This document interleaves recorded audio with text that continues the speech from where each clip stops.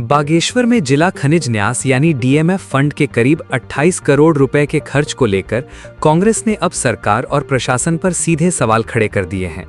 बागेश्वर मुख्यालय में खनन कारोबारी एवं कांग्रेस नेता बसंत कुमार के नेतृत्व में कांग्रेस की शीर्ष नेताओं ने प्रेस वार्ता की।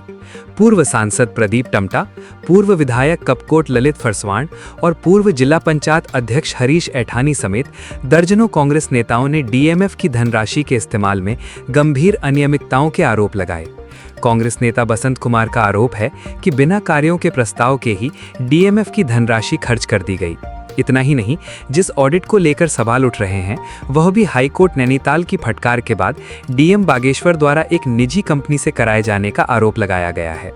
प्रेस वार्ता में दावा किया गया कि ऑडिट से जुड़े दस्तावेजों में हाईकोर्ट नैनीताल के नाम पर 25 लाख रुपए दिए जाने का भी उल्लेख है।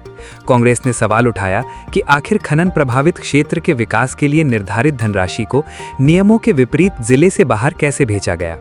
बसंत कुमार ने जिला प्रभारी मंत्री की भूमिका पर भी सवाल खड़े किए।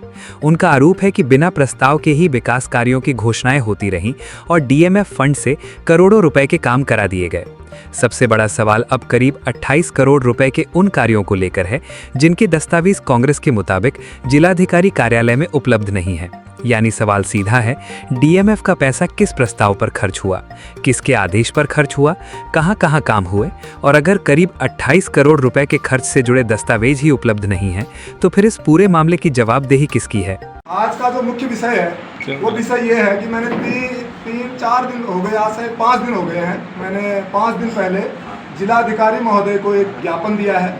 उस ज्ञापन में मैंने ये बोला है कि बागेश्वर जनपद में डीएमएफ फंड का जो घोटाला हुआ है, प्रथम दृष्टया मैं ये नहीं कह रहा हूँ कि वास्तव में घोटाला हुआ ही है, ये कारण इसलिए उत्पन्न हो गया क्योंकि मैंने एक सूचना मांगी थी और उस सूचना में मुझे पर्याप्त डॉक्यूमेंट नहीं दिए गए।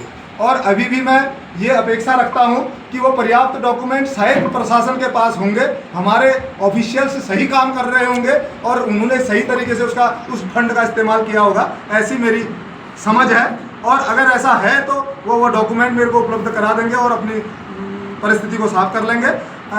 अन्यथा की स्थिति में मैंने ये बोला था कि मैं जिला अधिकारी कार्यालय के पास धरने पे बैठ जाऊंगा जब तक इस समस्या का समाधान नहीं होगा।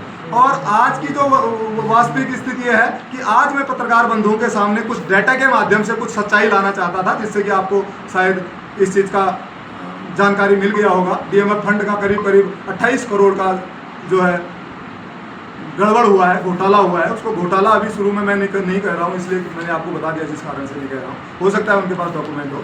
तो आप लोगों के सामने मैंने जो भी वृत्तांत रखे उन सब चीज़ों के माध्यम से ये चीज़ें हैं। आगे को मैं धरने पे बैठ के उन सारे चीज़ों को, सारे डॉक्यूमेंट्स को आपके सामने लाकर ब्लैक एंड वाइट में चीज़ों में बात करूँ।